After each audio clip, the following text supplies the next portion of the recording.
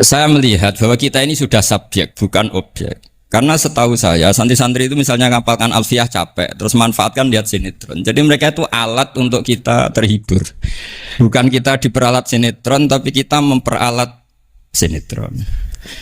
Misalnya tadi beliau cerita bapak-bapak jadi korban karena ibu-ibu melihat bapak-bapak yang ganteng pakai jas uangnya banyak. Sebetulnya ibu-ibu juga jadi korban karena nggak secantik yang di TV.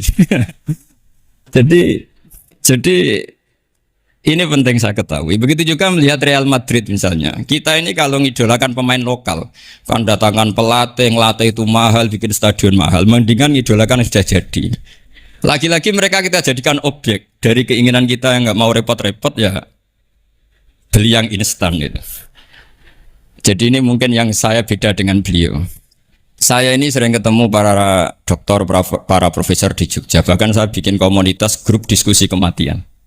Itu profesor-profesor yang mau mati itu sering diskusi sama saya.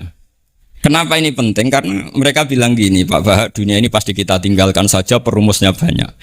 Masa kematian yang kita song-song nggak ada rumusnya gitu. Makanya kita bikin tim perumus kematian.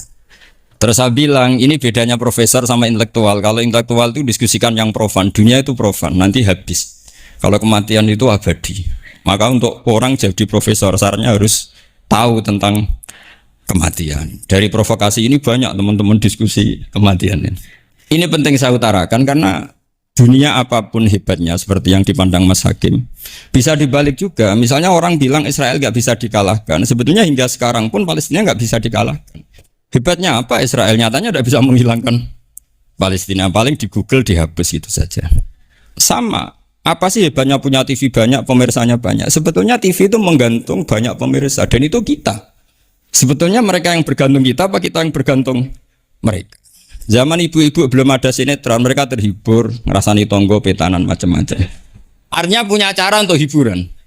Lalu TV-TV ini menjadikan mereka objek untuk jadi kaya. Ini gimana supaya kita jadi kaya, mereka jadi pemirsa, jadi apa, macam-macam. Jadilah kita objek. Tapi karena kita orang pinter, ibu-ibu pinter, sebenarnya TV mereka subjek juga ibu-ibu. Delok bojone ra ganteng ya delok yang di TV kan gitu.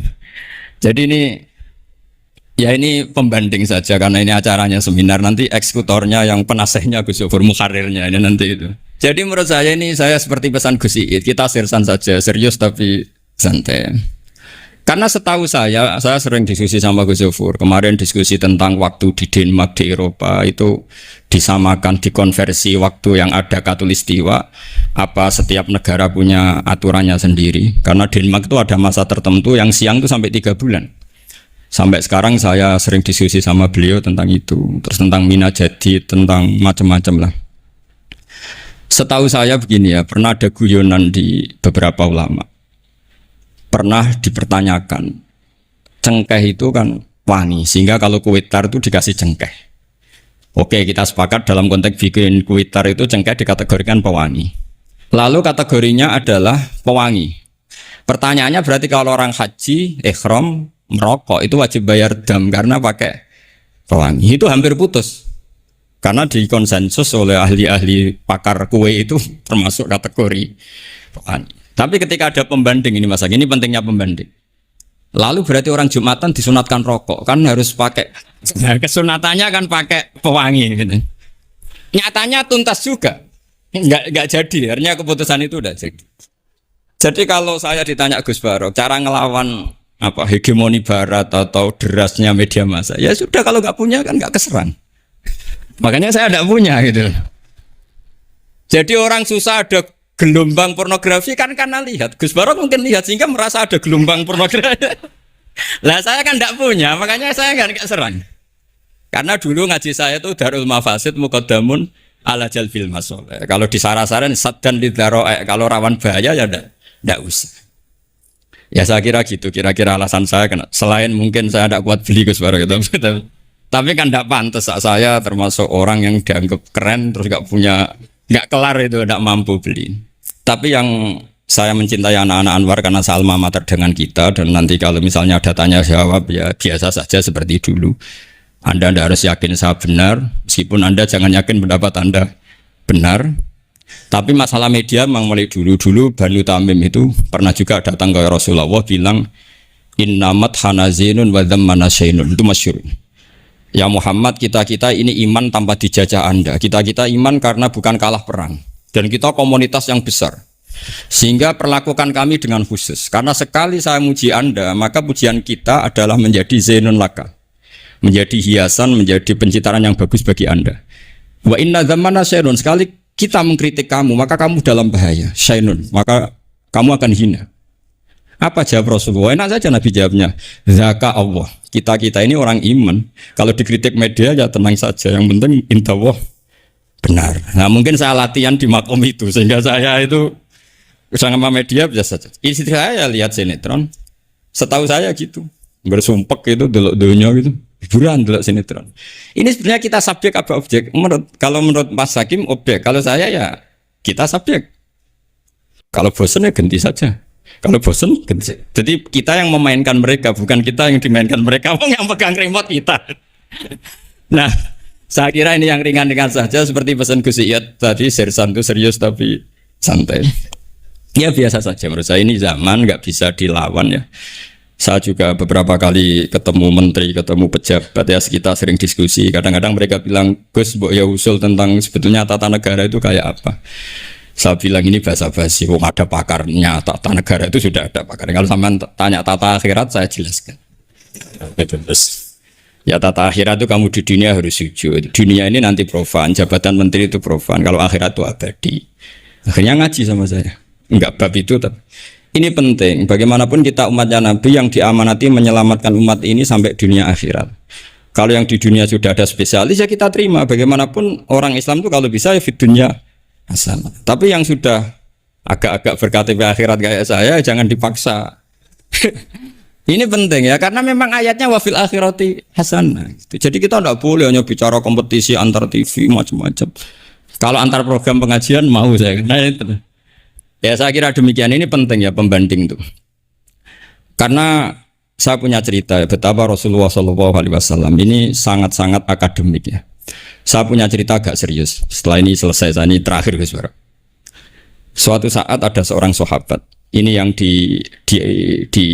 disetujui atau diamini oleh para ahli tafsir. Dia perang gitu atau ditugaskan ke Nabi. Gitu. Di kitab saya sahabat itu namanya Muhallam bin Jassamah.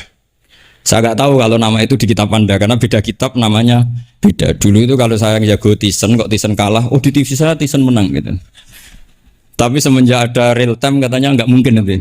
Kalau Tyson menang ya menang semua. Tapi kalau kitab itu beda.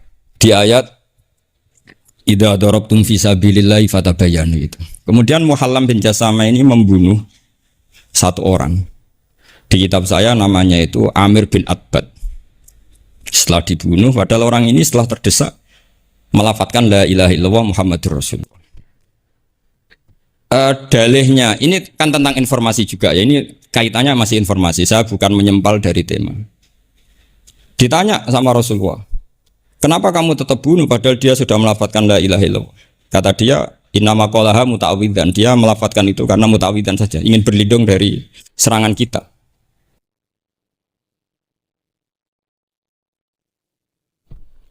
Kata Nabi masih ya Nabi itu kan nggak mudah terpancing emosi. Halla syakok ta'an batnik. Bahwa kamu bedal ya atau kamu bedah lah. Hatinya isinya kayak apa? Si Mulaham tadi masih balik loh.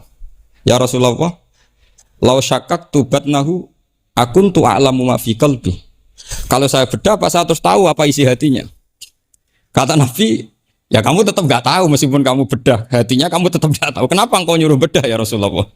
Wong akhirnya saya tetap nggak tahu. Unik jawabannya Nabi itu. Makanya kamu itu sembrono sekali, ngawur sekali kamu. Fala anta ta'lamu ma fi qalbi wala anta taqbalu ma takallama bi. Kamu itu orang aneh. Tahu hatinya ndak akan tahu, tapi menerima omongan yang zahir juga nggak mau. Terus mau kamu apa? Kemudian orang ini itu dianggap punya kesalahan besar. Satu, bantah Nabi dan membunuh orang sing talafadhu bi kalimati la ilaha illallah. Akhirnya ketika dimakamkan tuh lafadzatul ardh. Dimuntahkan oleh bumi sampai 3 kali. Terus Rasulullah ngendikan innal ardo takbalu man huwa syarrun minhu walakinnallaha wa'adzakum alla ta'udu. Sebetulnya bumi itu sering menampung orang yang lebih jelek ketimbang dia. Kita tahu dulu bumi yang nampung Namrud macam-macam lah, Abu Jahal, Abu Lahab. Tapi kenapa ini jadi begini enggak diterima bumi? Karena Allah wa'adzakum alla ta'udu. Allah memberi nasihat supaya kamu tidak mengulang. Artinya begini teman-teman santri ya, dalam menerima informasi itu ada hal-hal yang butuh kita sikapi. Ada yang enggak misalnya gini. Masalah talafut bi kalimati syahadah, bi kalimatai syahadah. Itu siapapun yang melafadzkan harus kita terima karena ini kalimat sakral. Bahkan ketika terdesak. Yaitu masyhur itu dalam cerita sebagian kitab Usama bin Zaid itu pernah membunuh orang padahal sudah talafadhu bi syahadatin. Itu sama Nabi disalah-salahkan. Padahal kata Usama, tapi dia sudah memotong tangan kita, kaki kita. Masa pas kita punya kesempatan tidak boleh bunuh ya Rasulullah? Kata Rasulullah tetap saja ngendikan kaifa tasna'u bila ilahil wahida ja'at yaumal qiyamah. Terus begitu. Nah ini kalau dalam ilmu tafsir atau ilmu hadis disebut kebenaran absolutisme. Sehingga ada hadis mangqala la ilaha illallah dakhalal jannah wa in zana wa in saraq. Kalau di bab fikih informasi itu bisa kita terima kalau mukhbirnya itu adil. Datanya valid. Tapi khusus kalimat syahadat itu tidak wa in zana wa in saraq. Harus kita terima. Sehingga kita tidak pernah mengkafirkan orang fasik. Misalnya lonte ditanya Tuhan siapa ya Allah. Rektor Al-Azhar jawabnya ya Allah. Ketua MUI ya jawabnya ya. Jangan karena misalnya copet bilang Tuhan itu Allah terus MUI bilang wah saya tak jawab yang lain lah nanti sama gitu. Saya pernah ditanya sama dosen di Jogja, Pak Bahak kenapa ada kata wa in zana wa in saroko? Kesannya itu Islam membolehkan zina.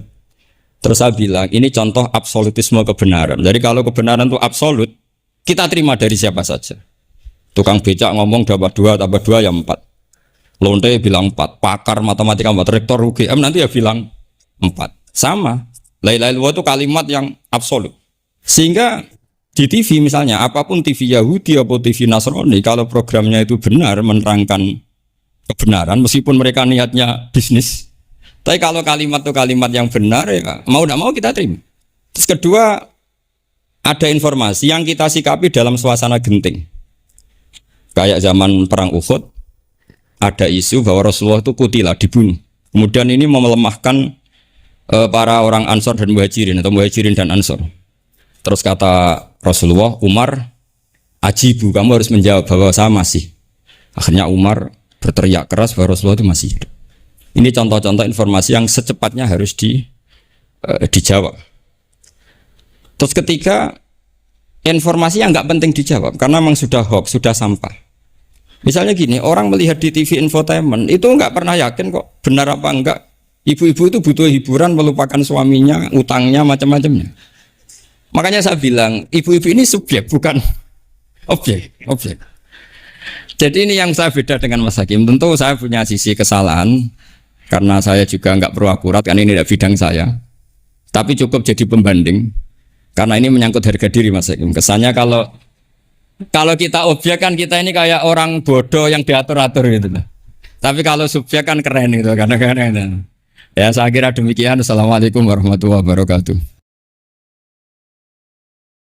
Jika kita ini orang hebat, nak malaikat itu pakai usul fikih, nak sampean turu barisak turu sampai jam 5.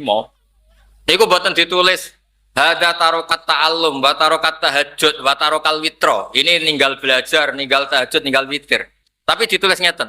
Hada tarokal ma'asiyah kullaha. Jadi kok ditulisnya itu hada tarokal ma'asiyah kullaha. Dugem yora, demenan yora, nyopet yora, ngerasani yora, umpamanya turu. Nah, sehingga naumul alim ibadah ya di sini, tidurnya orang alim itu ibadah. Karena nak melek itu tarung tenan. Sampean kangkang misalnya melek HP, mungkin bawaannya ingin melihat gambar yang enggak benar, ingin melihat hal yang enggak benar. Tenak turu kan ya sudah selesai. Gak perlu bertarung. Misalnya sampean wong kota, ono dangdutan, kepengen delok. Tapi nak sampean turu, tangi turu wis bar. Nah makanya kita berharap malaikat itu cara berpikir mboten hada tarokat tahajjuda, tapi hada tarokal ma'asiyah. Nah di sini pentingnya ngaji usul fikih. Usul fikih itu ilmu yang nekuni itu. Sehingga dalam ilmu usul fikih di kitab Lubul Usul, saya tadi juga menghadiahi Gus Sobi kitab Al-Mustasfa karangannya Imam Ghazali, Fi Usulil Fiqhi. Itu ada teori yang mengatakan mubah itu tidak ada. Wajib ada. Yang melakukan diganjar, yang meninggalkan dosa. Haram ada. Tapi mubah itu udah ada. Alasannya, misalnya mubah itu ya tidur, makan, jagongan. Kados kula ngeten iki jagongan itu mubah. Alasannya kalau masih ingat betul di kitab Lubil Usul di karangannya Zakaria Al-Ansori. Itsma min mubahin illa wa yatahaqqaqu bihi tarku haramim ma. Sampai kangkang latihan apalan. Maksudnya sampean ben apalan kados kula. Maksudnya ben ngerti lah, nak sampean gak salah ngundang orang gitu. Itsma min mubahin illa wa yatahaqqaqu bihi tarku haramim ma. Fa yatahaqqaqu bisukun tarkul qatli wa minat wa bisukut tarkul qadab. Tidak ada sesuatu yang mubah dilakukan kecuali saat itu meninggalkan sekian keharaman. Mulane sak roh kula niku Mbah Mun niku ya tak jagongan mbek bapak niku sewengi-sewengi. Kiai-kiai Lirboyo, Kiai Peloso kabeh senengane jagongan. Gojlok santri guyon sewengi-sewengi. Karena ketika kita guyon mbek kanca kiai, itu artinya agak guyon mbek perempuan nakal, tidak guyon di tempat maksiat. Kuwi setan pusing. Mboten pusing piye? Mestinya setan tuh inginnya semua orang asik dengan maksiat. Ternyata ini asik dengan sesuatu yang boleh. Jadi kue sewengi rokokan, misalnya kangkang sewengi rokokan cerita, cocokan melarat. Biasanya kangkang itu cek cocokan melarat. Cocokan radi duit. Duit ku karek 10.000, aku malah karek 5.000. Soalnya cocokan gitu. Nggak ilmu gak ngoten. Kue hafal alfiah, hafal 500. Aku 300. Jadi boten. Tapi ini nanti kalau malaikat pakai usul fikih, itu ngitungnya itu ihtimam bi amrin muhimmin. Ini orang mikir sesuatu yang penting. Dan orang ini tarokal ma'asiyah, orang ini meninggalkan apa? Maksiat. Sehingga kalau piyambak pribadi, niku gak sering delok sinetron sing ra jelas-jelas. Tapi ku dadekno setan setruk. Pusing lah. Karena apa? Ngendikane Rasulullah sallallahu alaihi wasallam, orang-orang alim itu digoda setan begini. Hadhil ardo khalaqaha Allah. Wa hadhil jibal khalaqaha Allah. Subhanallah. Ini gunung diciptakan Allah. Ya saya baca pakai nasab saja supaya jadi maf'ul bab istighol. Hadhil jibala khalaqaha Allah. Wa hadhil ardo khalaqaha Allah. Wa hadas sama atau hadis sama khalaqaha Allah. Wa hadhil bihar khalaqaha Allah. Nanti setelah orang itu ikrar semua diciptakan Allah. Itu setan memprovokasi faman khalaqallaha. Lalu Allah sendiri yang menciptakan siapa? Lalu asal usul Allah sendiri bagaimana? Sehingga banyak di beberapa sekolahan yang dulu sholat karena belajar filsafat terus gak sholat. Karena mereka berpikir sebelum saya menemukan hakikat Tuhan saya tidak akan sholat. Nah, kalau sudah begini biasanya perlawanan kiai itu nasi seneng mangan ya terus guys go goreng. Karena setan mau godo ben bertanya saman khalaqallaha, ternyata wonge golek lombok. Lah kangkang lombok ra duwe terus rodok jupuk wae kancane sithik-sithik. Jadi dikira setan itu was-wasnya masuk, orang tanya siapa lalu yang menciptakan Allah. Allah sendiri asal usulnya gimana? Ya boleh wonge masak. Kok nek sing seneng rokok ya rokokan. Bariku gak mikir terus ngelem wah enak rokok. Dan sebagainya dan sebagainya. Nah, kalau biasanya tak tinggal delok berita sing ra jelas-jelas. Pengen delok mak lampir, pokoknya sing ra jelas-jelas. Itu supaya was-was itu tidak masuk lagi. Min syarril waswasil khannas alladzi yuwaswisu fi sudurin nas minal jinnati wan nas. Nah, saya berharap anak-anak Pacul Bawang ini, pokoknya yang mondok di keluarga Mbah Aziz ini, ilmu usul fikih itu jadi perangkat perlawanan terhadap setan. Makanya ngendikane Nabi Ibrahim, nanti para wali itu pegangannya 3. Di antaranya yang terakhir itu waladzatun fi ghairi muharramin. Dia menikmati sesuatu asal tidak haram. Jadi misalnya kemangan semongko sak piring kok entek. Sanggep bae iku nglakoni barang halal otomatis ninggal haram. Ketika orang lain asik nikmati delok dangdut, kowe ngentekno semangkane kancamu. Ya rodok haram, tapi kancamu nek ora rido itu salahno pangeran. Bakhil temen ngono itu para oleh. Akhirnya dalile santri wis uli marido wis akhir kira-kira rido ya soleh. Mulane jare Mbah Mun niku gasap ku ya dosa, tapi nak pondok terlalu ketat itu didik wong medhit. Karena ya itu kan dalile santri kan uli maridohu. Mosok sandal disilek kancane dihukumi napa? Gasap. Ya kebangetan. Tapi segasap terus rata tuku sandal ya kebangetan. Maksudnya ini yo gasap tapi yo duwe sandal ben satu-satu. Jadi ndekne gasap dosa, sandalnya digasap untuk ganjaran. Jadi kok totalan itu podo lah gitu. Kalau zaman mondok juga ini gelas mbek ibu kalih napa tiga. Wis gelas iki nggo nak ilang aja goleki. Jadi kowe nak nganggo kancamu misalnya dosa, wekmu dienggo wong liya ganjaran. Dadi kok sumbut lah. Dadi iki cara trik melawan gasap. Jadi sebetulnya masih bisa dielmoni lah. Nah, tapi kalau ilmu usul fikih ini hilang di kota itu sering kalau ditakoki, Gus kiai pegawainya kok guyon gejlok-gejlokan. Lo kiai ngempet kepengen rawayah ya perjuangan. Akhirnya ya mau bakas tok tapi rapati wani kan ngoten. Lho wong liya kepengen delok film, ketemu delok dangdut. Ustaz juga manusia. Perlawanannya ya guyon gejlok-gejlokan. Kayak kula mek Gus Muid itu gejlok-gejlokan. Akhirnya kan lali. Ujuk-ujuk wis esuk, dangdutane wis bar. Jadi lah itu usul fikih. Jadi usul fikih itu banyak ulama yang mengatakan mubah itu tidak ada. Karena efek positif mubah adalah tarkul haram. Nah sekarang tarkul haram itu wajib apa sunat? Wajib. Berarti fal mubah wajib. Lah nak turu iku mubah berarti turu wajib. Wah ya perkara. Ayo ribet apa dah diatur ngono ya ribet. Nak bandingane maksiat lho nggih, nak bandingane tapi nak diwalik turu iku haram. Pondok duwe jam wajib. Lah nak turu berarti tarkul wajib. Berarti turu haram. Jadi turune kangkang ya imma wajib wa imma haram. Cara berpikir tadi, nguwayahi bojone blonjo kok sing lanang turu, berarti tarkul wajib. Paham ya? Wae dangdutan kok turu berarti tarkul haram. Nah, saya berharap ilmu usul fikih seperti ini itu akan mengawal kita. Akan mengawal kita untuk menjadi Islam yang ahlul ilmi. Karena kalau cek emot niki cerita ya, agak serius. Mbah Maimun Zubair guru kula, guru kita semua. Niku akrab mbek tiang nasionalis. Termasuk akrab mbek Bu Megawati. Ketika tak tanya, sebelum saya tanya, beliau memberi penjelasan. Ya seneng Indonesia, sementing rukun. Kumpul wong macam-macam rapopo ya, wong rokan kumpul macam-macam rapopo. Bukan menghalalkan masalah pakaiannya ndak. Sementing rukun. Nak rukun itu dosane itu gak tarkul, gak safkut dima. Pokoknya nak rukun, itu dosanya gak sampai qatlul mukmin. Tapi nak Indonesia gak rukun, dosanya itu qatlul mukmin. Maksudnya kalau Indonesia ada rukun itu dosanya itu saling bunuh. Nah, tapi nak rukun senajan to rapati ideal teman-teman ini ngono-ngono tok dosanya. Jadi ternyata itu ada perhitungannya. Paham tuh yang kalau maksud itu? Terus kamu jangan melihat wiki kiai kancanan wong abangan misalnya seperti itu. Jangan seperti itu. Semua kiai itu punya ikhtiar supaya kita ini umpama dosa ya sampai dosa sing level atas loh. Misalnya asyirku billah, qatlul mukmin ini dosa-dosa level napa? Atas.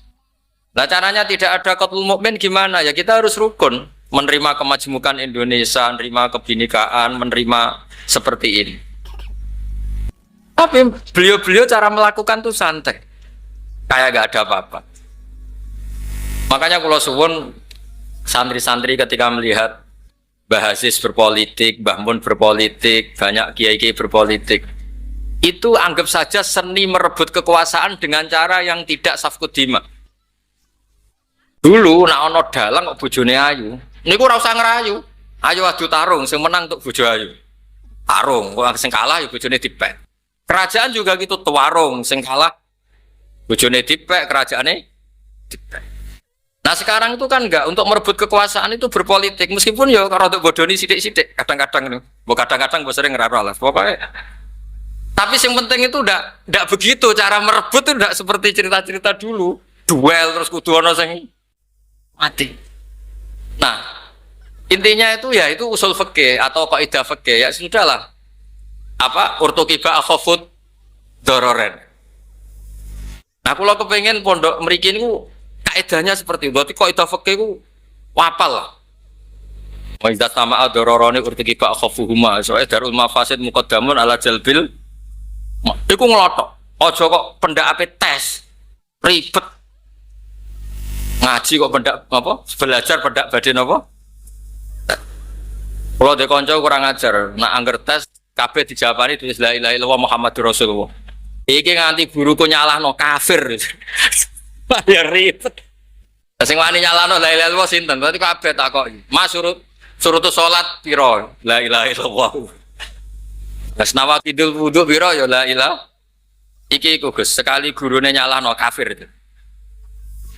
Ayo ribet ya. Terus guyon seperti ini dan guyon para kiai itu sebetulnya itu bacalah itu sebagai mubah sing yalzamu minhu tarkul haram, yang akibat dari itu meninggalkan haram. Wa tarkul haram wajib. Berarti fal mubah wajib. Nanti juga sebaliknya sama, ketika di mubah itu kok efeknya tarkul wajib, fal mubah haram. Akhirnya semenjak ada kontrol itu, Syekh Zakaria Al-Ansori ketika na'rifi mubah, al-mubah min haitsu dzatub la yu'aqabu 'ala tarki wa la yusabu 'ala fi'li. Mubah dipandang dari itu sebagai mubah, itu memang nggak ada ganjaran, nggak ada hukuman, dipandang sebagai mubah. Tapi kalau mubah dipandang dari segi punya akibatnya, itu bisa wajib, bisa haram. Pak sampean mondok ngeten iki kan ya ora mesti pinter. Tapi kan gugoro kewajiban. Kon golek ilmu ya golek ora ketemu lah sing wajib iku. Kula nate didalili santri kula nu ya ribet. Man salaka tariqan yaltamisu fihi ilman. Iku Gus Ba gak mlebu mergo wis gak golek ilmu wis entuk. Sing tok janji itu sing cek golek-golek. Makanya kadang santri mlebune swarga ya dhisik ambek kiyaine ya dhisik santrine. Mergo santri jek yaltamisu fihi ilman. Sementara kiai wis yajidu ilman. Niku ora ono hadise, sing ono hadise yaltamisu fihi ilman, sing yajidu ndak. Berarti santri mbek kiai mbene swarga dhisik ndi? Dhisik santri karena yaltamisu fihi ilman. Dados kula suwun lah, meskipun iki guyon tapi anggaplah, saya ulang lagi, anggaplah sesuatu yang mubah atau ladzat fi ghairi muharramin itu alat untuk tarkul haram. Lah nanti kalau jenengan sudah seperti ini akan tahu kualitas dawuh Allah Ta'ala ketika ngendikan wa min ayatihi manamukum billaili wan nahar. Kan nggak mungkin termasuk ayatnya Allah kemudian tidak punya efek yang luar biasa. Karena ini tidur yang akibatnya tarokal ma'asiyakullah. Ini tidur yang bisa meninggalkan semua apa maksiat. Dan artinya terus sama. Misalnya kulu wasrobu. Wong mangane kok ngenteni dikongkon. Angger wong ora kepengin mangan. Lho mangane wong mukmin iku taladzut bil mubah. Akhirnya gara-gara mangan syukur ning Allah Subhanahu wa ta'ala. Gara-gara mangan iso rukuk, iso sujud. Berarti hadzal aklu yutaqawwa bihi ala taat. Ini makanan untuk supaya orang kuat taat. Sehingga kualitas kul wasrobu bukan lagi al aklu mubah ndak, tapi al aklu alatun lit taat. Paham ya? Terus kula suwun niki wonten para mas saya, ilmu usul fikih itu dikembangkan sedemikian rupa sehingga nanti kita masuk naumul alim napa ibadah. Tidurnya orang alim itu ibadah karena an-naumu bimakna tarkil ma'asi, karena di sini naum dengan makna meninggalkan apa maksiat.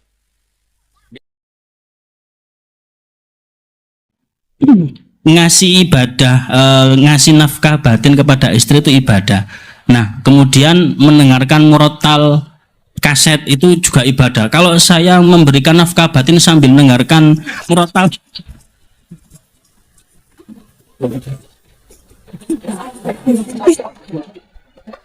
nah itu gimana hukumnya? Kan sama-sama ibadah.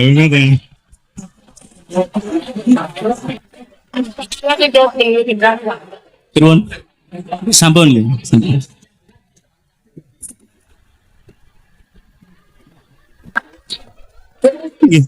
Kemudian sub pertanyaannya lagi, apakah oh, iya. Oh, iya, iya. Jadi murotal tadi apakah wajib kita mendengarkannya, ngoten? Karena rekaman, nggih. Oh, nggih, nggih. Baik, yang terakhir, perkenalkan nama saya Afifuddin dari Fakultas Ilmu Administrasi. Namanya siapa? Afifuddin. Beda dengan ini, Enggak Afifullah. Kalau ini muannas yang saya mudzakkar.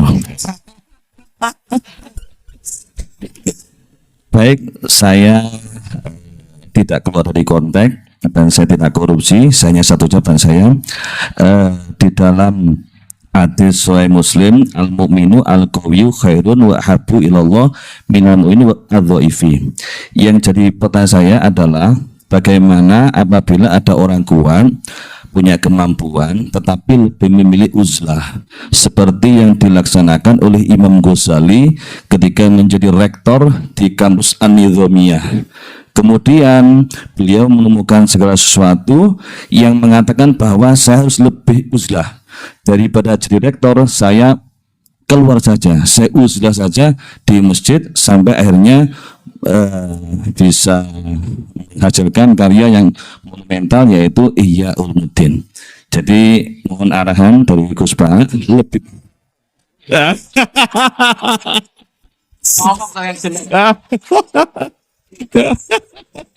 Maksudnya ini uzlah, kamu yang rektor.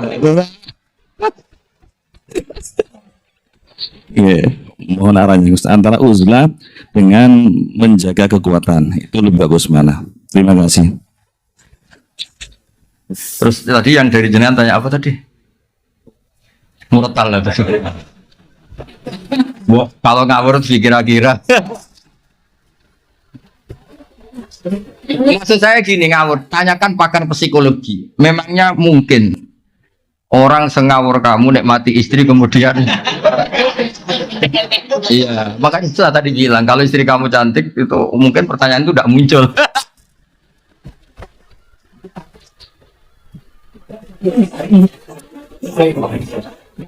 Karena sambil kecewa makanya sambil bisa mendengarkan. Ya kan, karena sambil kecewa makanya sambil bisa mendengarkan. Tapi kalau all out nggak bisa ya. Ya makanya pertanyaan tadi itu kadang-kadang ngawur itu ya penting.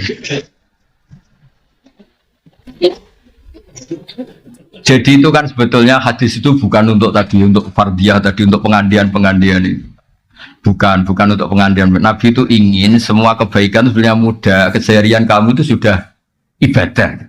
Termasuk ngumpulin apa? Istri.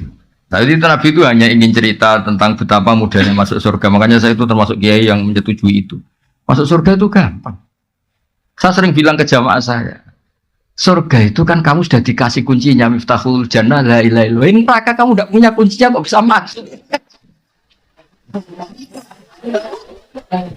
Harusnya orang itu nggak bisa masuk neraka karena nggak megang apa? Kita ini kan hanya pegang kunci surga. Tapi ada orang kiai yang bantah, Gus, mungkin neraka apa pintu? Jadi blanking saja. Terus saya bilang, tapi saya tidak tahu alamat neraka, saya tidak tahu. Yang saya tahu alamat surga. Makanya saya sampai sana. Kalau kamu mungkin tahunya alamat neraka, makanya kamu sampai sana. Ya kan jelas kan miftahul jannah. Orang sudah pegang kunci kan menang aja Ustaz. Apalagi kita ya kan orang pesantren sering tahlilan, kuncinya banyak. Mau lewat pintu mana kan kita sering. Iya kan kita kan sering tahlilan, itu kuncinya kan. Jadi Nabi itu di hadis wa fi buti ahad dengan sedekah itu Nabi ingin memberi contoh. Segampang itulah apa? Masuk surga. Terus tadi yang Abi Budin tanya apa? Bagus mana uzlah dengan ngomongnya sama rektor.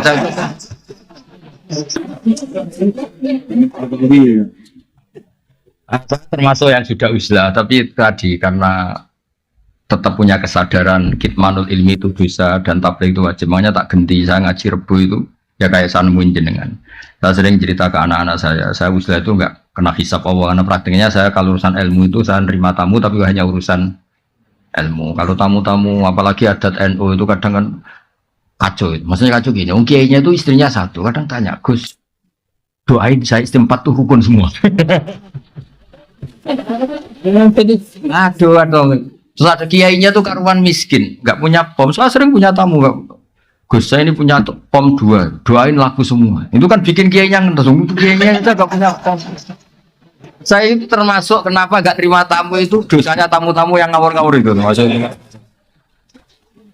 Saya sebetulnya termasuk kiai yang mapan ya, tapi mewakili kiai-kiai yang tidak. Terus sering kiai-kiai kampung komplain saya.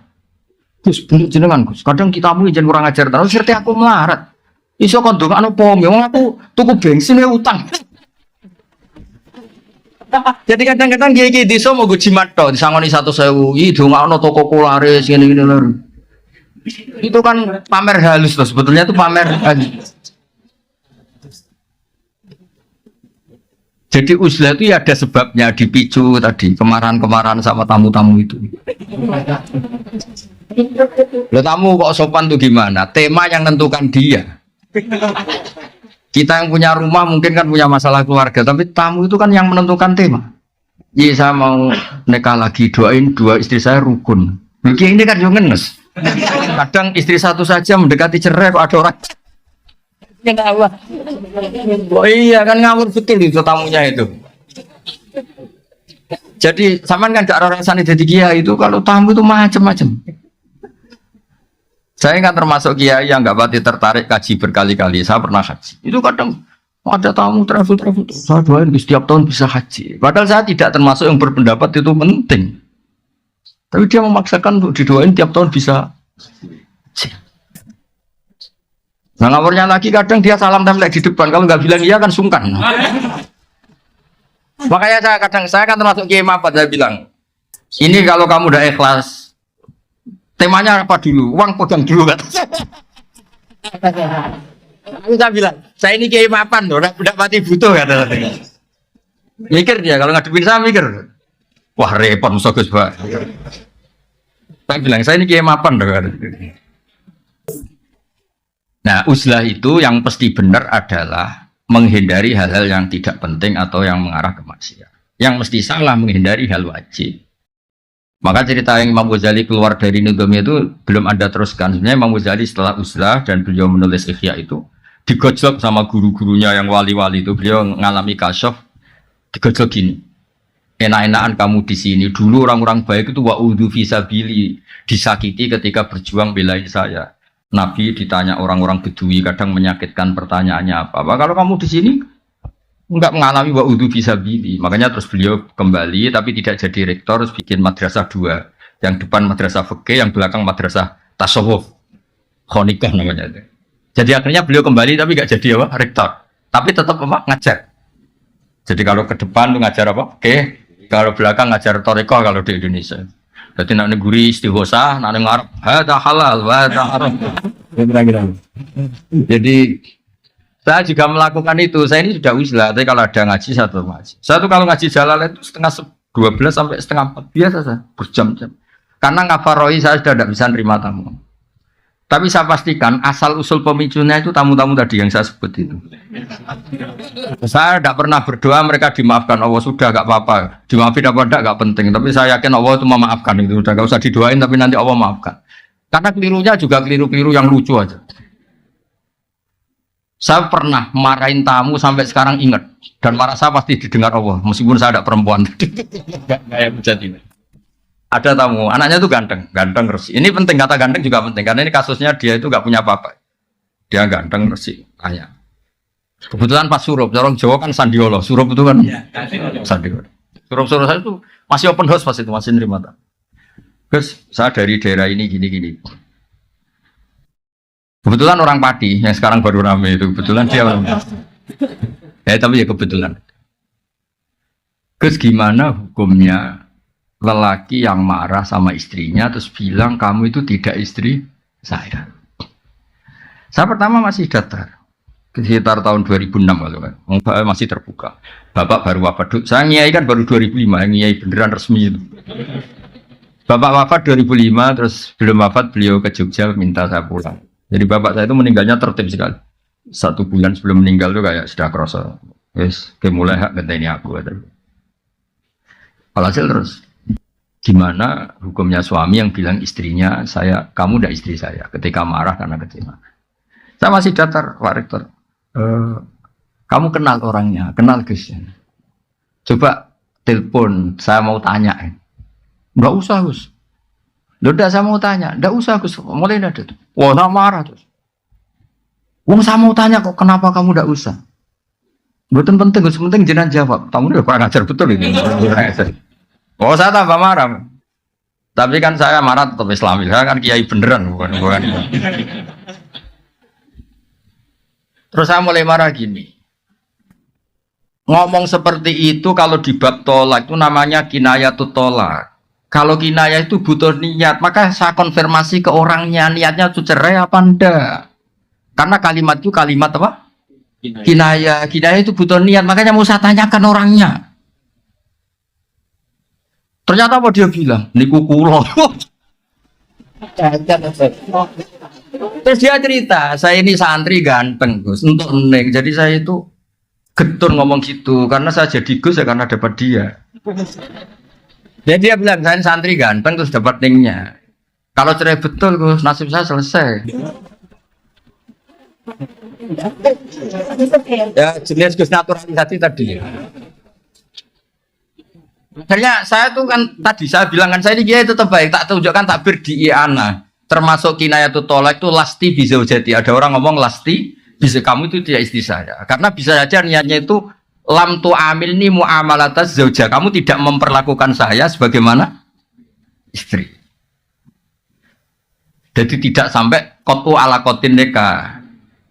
Ya seperti terus di I'ana dicontohkan kama qala rajulu libnihi lasta bibni. Ada orang lelaki marah, kowe kurang anakku, maksudnya anakku, wong kok mangkel wong tua. Tapi kan dia juga gak ingin kalau anaknya kabur kan. Ketika kamu bilang kamu tidak istri saya itu ingin kamu apa? Ya ben ngergani kula kok ora kok sampai apa? Cerai. Ya berarti tidak cerai itu masih kinayah. Itu jubalin nek kelakuan ngono wae. Ngel-ngel wong ngandani wong ora oleh ilmu ora. Ngapunten mbakmu.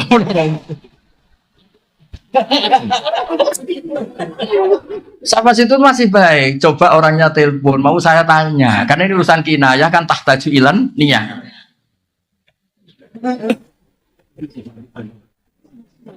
Dia boten usah Gus, dia malah menggurui saya. Nggak usah Gus. Loh, nggak usah gimana? Nggak usah Gus. Saya akhirnya nerangkan lafadz itu kinayah. Jadi saya butuh masih niatnya gimana? Telah tidak ngaku niku kulon. Andai kan sudah peristiwa rame ini di TV, dasar wong padi gitu. Untung belum rame yang sekarang itu. Akhirnya ya terus ada adzan maghrib, udah pulang-pulang, takok wae suruh ribet teman. Jadi maksud saya tadi ya, saya mohon yang di Sulisma yang nekuni fikih itu kalau perlu gajinya dinaikkan Pak Rektor yang lebih. Karena sudah pakai nama itu apa? Ya kan sudah pakai nama apa? Islam. Itu kan kasihan I-nya kalau. Terus saya mohon tema yang diangkat yang sering itu yang berdoa ini kayak tadi sahnya tolak tidak, karena ini penting. Kadang-kadang karena kampus itu urusan kampus besar, terus temanya itu global, di dalamnya enggak. Kadang-kadang kan ya tadi gimana fenomena Wahabi, Salafi, Syiah itu berapa kelompoknya. Dia ngerti Syiah itu organnya gini-gini, terus Wahabi gini. Di kampungnya dia gak siapa tahlil RT aja gak laku dia. Itu akhirnya dia tidak punya kemampuan dakwah sebenarnya, tidak bilisani kaum ini. Makanya saya di mana-mana tetap berpakaian gini supaya menunjukkan bahwa Nabi dulu itu ngakui pakaian-pakaian setempat. Dulu sahabat yang dari Habsyi, ya dari kayak Bilal itu kan dari Habasyah tetap gaya apa? Bahasa yang apa? Makanya Bapak Arsalami Rasulin illa bilisani apa? Kaum. Sehingga kadang-kadang Nabi itu pakai bahasa yang Ki Jawa itu tidak siap. Misalnya Nabi kalau ngandani orang nyun sewu kadang bilang wailak wailak di bahasa Arab itu biasa. Tapi Ki Jawa nama ini kan bingung. Nabi itu orangnya sopan kok bilang wailak wailak. Itu kultur. kultur itu nggak bisa diterjemahkan tuh sopan apa nggak sopan kultur. Kayak orang Jawa Timur, kalau orang Jogja bilang saya itu nggak siap itu Gus ketemu orang Jawa Timur. Masa ketemu kalian loh? Kon Jawa urip toh. Itu coba kalau bayangkan kalau ada itu orang Jogja, betul bahasa itu. Satu kan lama kerja di Jogja.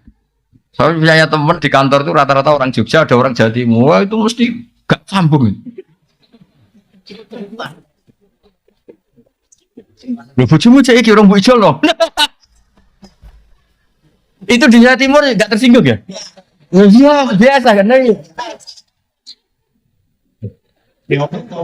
Dia bertobakan iya.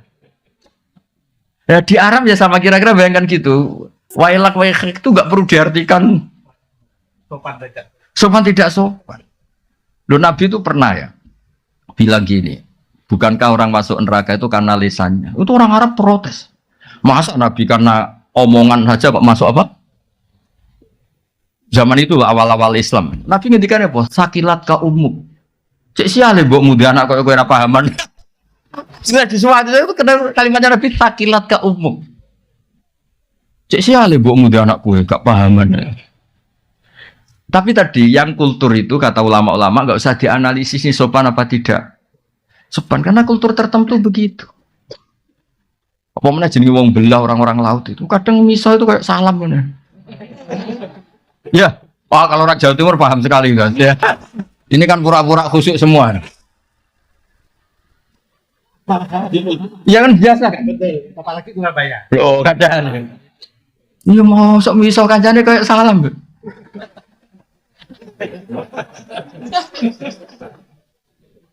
Loh, iya kan?